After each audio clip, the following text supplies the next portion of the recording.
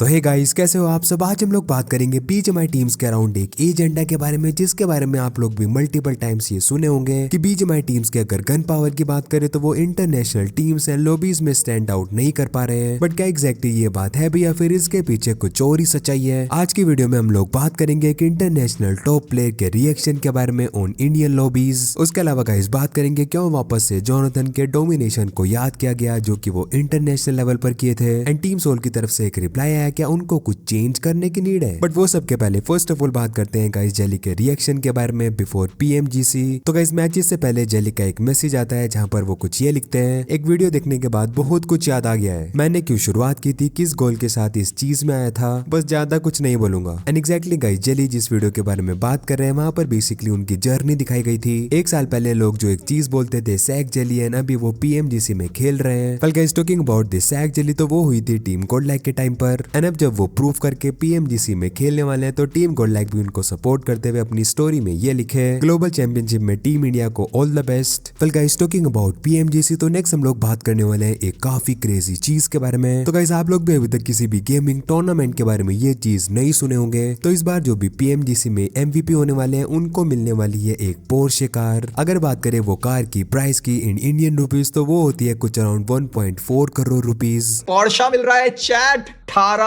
Matches खेलकर आप Portia लेकर जा सकते हैं भाई। और गाइस नेक्स्ट एक अपडेट निकल कर आती है एकेओपी की तरफ से। वो बात की है टीम ओरंगुटैन की परफॉर्मेंस के बारे में। तो उनकी परफॉर्मेंस तो गाइस आप लोग भी देखे ही है, इतनी बढ़िया नहीं रह पाई, बट इसके बाद एकेओपी थैंक यू की अनकंडीशनल लव के बारे में जो कि फैंस उनको दिखाए। बट साथ ही में गाइस ये भी लेके हम लोग मेक श्योर करेंगे जो चीज हमने स्टेज पर खो दी उसको वापस लेने की। फिर गाइस एकेओपी बात कर रहे हैं। नेक्स्ट एक अपडेट निकल कर आती है आरू गेमिंग की तरफ से। वो बात की है जोनाथन के डोमिनेशन के बारे में जो कि वो इंटरनेशनल लेवल पर दिखाए थे, एंड साथ ही में रिवील किए पीएमजीसी के टाइम पर स्काउट उनको कॉल करके एग्जैक्टली क्या कहे थे। डे 2 खत्म हुआ था ना ग्रुप स्टेज का, तो हमको स्काउट भाई का फोन आया था, विस को आया था, एंड उन्होंने एक चीज़ बोली कि भाई मैं मेरी एक्सपीरियंस से एक चीज़ बताता हूँ, पॉइंट्स भूल जाओ, क्वालिफाई करना है भूल जाओ, जीतना है भूल जाओ, क्योंकि अगर तुम ये सारी चीज़ें सोचोगे ना तो तुम्हारे मन में फिर फियर ऑफ फेलियर आएगा, एंड उस वजह से तुम लोग अपना नेचुरल गेम और अपना बेस्ट नहीं दे पाओगे।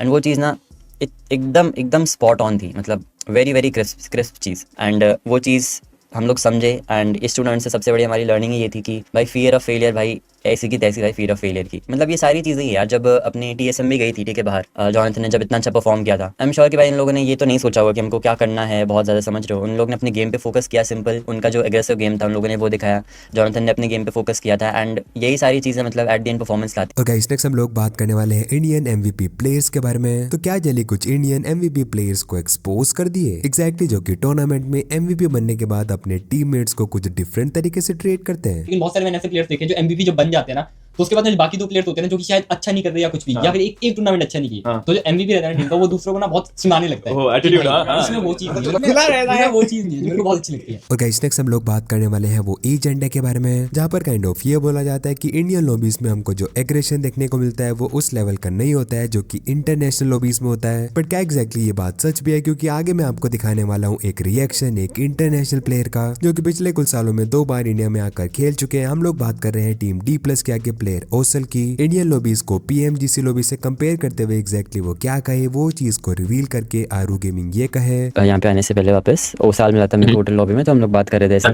तो वो बोल रहा था कि I really feel that BMIC's lobby was tougher than this one.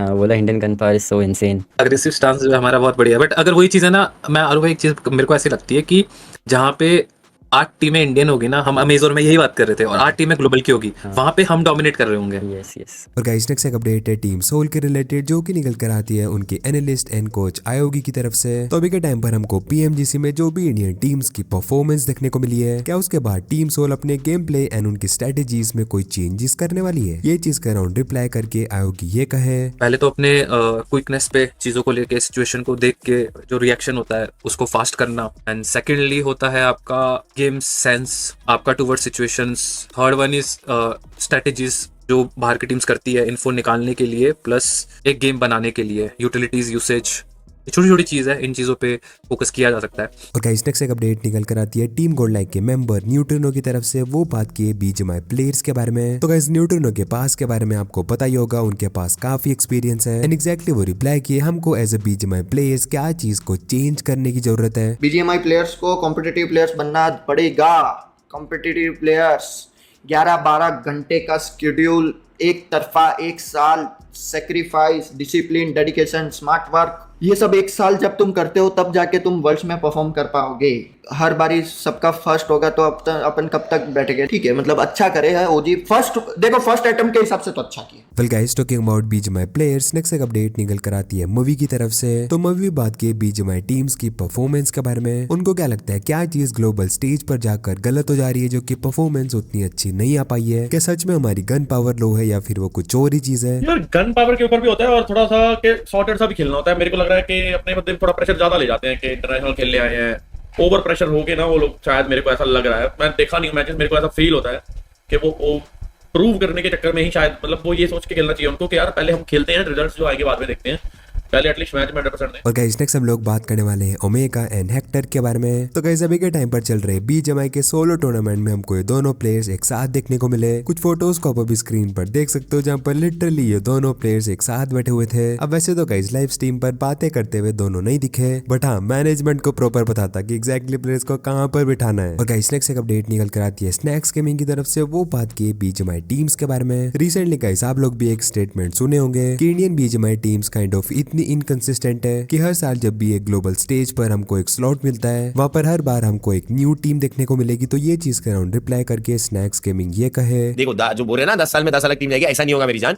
जो भी टीम से बाहर से खेल के आ रही है इनके एक्सपीरियंस के हिसाब से भाई ये लोग जो सीखेंगे मेरे हिसाब से ये लोग डोमिनेट करेंगे भाई। इंडियन रीजन में करना चाहिए। अब जो जेली खेल के आएगा, जो आरू खेल के आया है, जो एक्सपीरियंस ये लोग लेके आए, इनके गेम प्ले में बहुत डिफरेंस दिखेगा इंडियन लॉबी में। I feel like high chances next event में मे बी ये लोग ही जाए, क्योंकि जो एक्सपीरियंस जो लेके आते हैं, गेन करके आते हैं, वो बहुत बहुत मैटर करता है भाई, बहुत कुछ सिखाता है। और गाइस नेक्स्ट एक अपडेट निकल कर आती है निंजा जोड की तरफ से। वो बात की उनकी टीम के एक्स कोच ओसमियम के बारे में। ओसमियम को बोलो कोचिंग कर दो वरना कैरियर डेड हो जाएगा। और कैरियर डेड क्यों होगा भाई? सबसे सक्सेसफुल कोच में होंगे वो, और ऐसे तो उन्हें क्यों ही आप लोग बोल रहे हो भाई? उन्होंने कितना मेहनत किया था जीतने के पीछे, इतना अप्रिशिएट करो। अप्रिशिएट नहीं करते हो इग्नोर कर दो, देखो ही मत। और गाइस नेक्स्ट हम लोग बात करने वाले हैं पीएमजीसी कास्टर के एक स्टेटमेंट के बारे में जो कि टीम ओरंगुटैन के अराउंड काइंड ऑफ ये बोले थे कि टीम छुपकर खेल रही है, कभी पानी के अंदर कभी साउथ साइड में। तो वो चीज पर रिप्लाई करके आरू गेमिंग आज ये कहे, सारे कास्टर्स वैसे नहीं है जैसा लोग समझ रहे हैं, ठीक है। वो लोग अगर क्रिटिसाइज कर रहे हैं, ठीक है, कि hiding in the water, hiding in the south side, भाई सिंपल चीज़ है, अगर हम लोग परफॉर्म करेंगे तो वो लोग नहीं बोलेंगे, ठीक है। सिंपल सी चीज़ है, हम लोग क्वालिफाई करेंगे, हम लोग पोडियम लाएंगे, हम लोग जीतेंगे वहाँ पे, तो भाई पूरा नैरेटिव बदल जाएगा। बट जब तक हम लोग अच्छा नहीं खेलते हैं तब तक उन लोग का ऑब्वियसली, मतलब उन लोग के दिमाग में वो चीज़ हुई है कि भाई इंडियन टीम्स और इंडियन रीजन बहुत पीछे है, मतलब ऐसे छुप छुप के खेल रहे हैं, नहीं मार रहे हैं, उतना एलिम्स नहीं उठा रहे हैं। तो भाई ठीक है, बोलने दो जिसको जो बोलना है। एंड गाइस आरू गेमिंग बात कर रहे हैं। नेक्स्ट हम लोग बात करने वाले हैं SA12 मेजी वर्सेस ओरंगुटैन के बारे में। तो रिसेंटली इनके नाम जो भी कंट्रोवर्सी हुई थी ऑलरेडी गाइस आपको पता ही है। फिर इसके बाद वो द फर्स्ट टाइम आज आरू गेमिंग की तरफ से रिप्लाईज देखने को मिला, क्योंकि वो लाइव स्ट्रीम में मेजी आरू गेमिंग के रिलेटेड काफी चीजें बोले थे। First of all Aaru gaming की एक छोटी सी क्लिप मैं आपको प्ले करके दिखा देता हूँ। भाई मेजी भाई की 98% चीज़ें जैसा एक ने कहा कि बिल्कुल सही थी, 100% अग्री करता हूँ 98% चीज़ों से। ऑल्सो मैं ये चीज़ से भी अग्री करता हूँ कि जब इंडिया में ही वो कंसिस्टेंसी नहीं है तो बाहर जाके कैसे ही होगी। इस चीज़ से मैं पार्शियली एग्री करता हूँ, बिकॉज भाई इंडिया में कभी कोई टीम जीतती है, कभी दूसरी टीम जीतती है, ऑफिशियल्स वगैरह। TX का इतना अच्छा रन था, बट देन उसके बाद में उनका इतना डाउनफॉल आया। एंड इंडिया में और भी, मतलब सबको पता ही है कि कोई भी ऐसी एक टीम नहीं है जो बैक टू बैक जीतती है। जैसे बाहर होता है अल्फा 7 बार बार आती है, सारे PMGC फाइनल खेले वो लोग। तो वो चीज़ आई एग्री बिल्कुल कि इंडियन एज अ रीजन उतना कंसिस्टेंट नहीं है अपनी टीम्स। काइंड ऑफ एक नैरेटिव ऐसे शेप कर दिया कि जब इन प्लेयर्स को देखो, ये ना व्लॉग्स बनाते हैं ना कुछ करते हैं, 11-12 घंटे ग्राइंड करते हैं। बोलने को तो देखो हमारे पास भी बहुत सारी चीज़ें ऐसे, उनको नहीं पता है एंड हमको उनको प्रूव करने की भी कोई ज़रूरत नहीं है कि हम लोगों ने कितने एफर्ट्स डाले हैं, हम लोगों ने कितना ग्राइंड किया है। बोलने को तो भाई मैं भी बोल सकता हूँ कि भाई उन लोग की शादी होकर रखी है डॉक और टॉप की, तो कि भाई फैमिली को वो इतना टाइम देते हैं देखो। और एक इंडियन प्लेयर्स को देख लो कि भाई सिर्फ गेम पे फोकस हैं। मतलब जो टॉन्ट और जो नैरेटिव बनाने वाली चीज़ है कि हम मेहनत नहीं कर रहे हैं, या व्लॉग्स बनाने से 10 मिनट का अगर मैंने दिन में व्लॉग बना दिया तो क्या हो गया उससे। जो मैं और मेहनत करता हूँ रात को भाई जग के मैप सीन्स वगैरह देखता हूँ, वो चीज़ उनको नहीं दिखती है। बट ठीक है, मेरे कोई मतलब दिल में ऐसे कोई हार्ड फीलिंग्स नहीं है उनके अगेंस्ट, बस मैं क्योंकि मैं समझ सकता हूँ कि भाई कितना फ्रस्ट्रेटिंग होता है। तनारू गेमिंग के रिप्लाई के बाद मेजी भी उनको रिप्लाई करके कुछ ये कहे। आरू ने बोला 98% एग्री करते हैं आपकी बात से। अरे सब 98% ही एग्री कर रहे हैं। मैं आपको बोल रहा हूँ ना कि वो जो लक वाला मेरा वर्ड था, एक तो लोगों ने वो चीज पूरी सुनी नहीं, ठीक है। मैंने डे 3 के लिए ही बोला था, वो सबको पता है, लेकिन वो डे 3 वाला हटाकर खाली लक वाला चीज वायरल हो गया, तो वहां प्रॉब्लम है। ठीक है, लक नहीं बोलना चाहिए था, मुझे बाद में रियलाइज हुआ नहीं बोलते हैं, क्योंकि भाई लोग मेहनत कर रहे हैं, लोग दिन रात घिसाई कर रहे हैं कि वो जीत पाए। अगर कोई जीता है तो भाई वो जीता है, जैसे भी जीता हो, जीत होती है। ट्रॉफी उनके पास है और पैसे उनके पास हैं, शोडाउन से गॉन्टलेट का स्लॉट उनके पास था, तो जीते हैं तो जीते हैं। और गाइस नेक्स्ट एक अपडेट निकल कर आती है पंक की तरफ से। वो भी बात की है उनकी टीम के गेम प्ले को चेंज करने के बारे में। तो पीएमजीसी में एग्जैक्टली जो भी हमको लेवल देखने को मिला है, क्या वो लेवल को मैच करने के लिए पंक अपनी टीम के स्ट्रेटेजीज को चेंज करने वाले हैं? ये चीज पर पूछे जाने पर पंक रिप्लाई किए, साथ ही में बात की टीम टू रिपोर्स के बारे में। अब भाई आप इंटरनल पीएमजीसी देखकर आप कुछ चेंज करोगे गेम स्टाइल फ्यूचर में, इजी टू अडेप्ट कर सको। बाहर का यार वही है, देख हर चीज़ें फास्ट होती है, ऑन पॉइंट होती है। वो चीज़ के पहुंचने तक के लिए हमें बहुत ज़्यादा एक्सपीरियंस चाहिए भाई, कॉन्फिडेंस चाहिए, मेंटलिटी एकदम स्ट्रॉन्ग होनी चाहिए करके भाई। अभी तो देखो टीआर का भी मैचेस है, भगवान करे भाई वो लोग हो जाए, सबकी दुआएं उनके साथ में। और गाइस नेक्स्ट एक और अपडेट निकल कर आती है जेली की तरफ से। वो बात की कुछ स्टेटमेंट्स के बारे में। अगर टीम टू रिपोर्स अच्छा करती है तो वो बोलेंगे ड्रॉप क्लैश बताओ भाई, हो रहे हैं नहीं हो रहे, क्या हो रहा है? नहीं कुछ ड्रॉप कुछ कोई ड्रॉप क्लैश नहीं है, राइट? राउंड में तो हमेशा, और अगर हम लोग सक्सेस हो गए 24/7 ड्रॉप क्लैश है हमारा राउंड में। तो फिर हम एक स्टेटमेंट लेके आएंगे, ये अलग ही बजता रहता है। तू बजना चाहता है? नहीं बजना नहीं चाहता, जो ड्रॉप के राउंड रहता है ना कि एक ही ड्रॉप होना चाहिए सब कुछ। अगर हम लोग अच्छा करेंगे तो फिर हाँ कुछ मैं बोलना चाहिए। बजना नहीं, किसी को गंदा वैसा नहीं, बस जो मेरा पर्सपेक्टिव था हमेशा से, जो मैं बताना चाहता हूं गेम के और स्ट्रेटजी के प्रति जो आपका पर्सपेक्टिव था वो आप बताना चाहोगे अगर हम लोग अच्छा करेंगे तो। एंड गाइस जेली बात कर रहे हैं। नेक्स्ट एक अपडेट निकल कर आती है मोर्टल की तरफ से। वो ट्रू रिपोर्स के बारे में ये कहे, प्रेडिक्शन का नहीं बोलूंगा मैं, but boys seem to be very confident. Jelly भाई एकदम कॉन्फिडेंट है। I hope they just pull it off man, really want them to pull it off, बहुत इंपॉर्टेंट होगा। अगर आपके मैच खराब जा रहे हैं, ठीक है, मैं ऐसा पर्सन हूं, मेरे को नेक्स्ट मैच में रीसेट होने के लिए मेरे को शांति चाहिए, ताकि मैं प्रोसेस कर पाऊं, रीसेट हो जाऊं, ठीक है। मेरे को आदत नहीं है, देखो पहली बात तो मेरे को आदत नहीं है कोई मेरे सामने आके ब्लॉक करे उस टाइम पे और पूछे। भाई रौनक भाई को कोई इग्नोर नहीं कर रहा था, हम लोग उनसे बहुत अच्छे से इंटरेक्ट कर रहे थे। हम लोग कुछ भी सोशल से अपना कुछ भी नैरेटिव या फिर कुछ भी अपना स्टेटमेंट नहीं देना चाह रहे थे, ठीक है, व्लॉग्स हो या कुछ भी हो। इस वजह से सिर्फ उनकी IRL एंड उनके व्लॉग्स वगैरह में हम लोग ने इंटरेक्ट नहीं किया था। ब्रो यू आर कोहली भाई ऑफ गेमिंग इंडस्ट्री। नहीं मेरी जान, ऐसा बिल्कुल भी मत बोलो, मैं स्नैक्स हूँ। कोहली भाई के साथ आप ऐसा वो मत करो, वो इंसान लेजेंड है।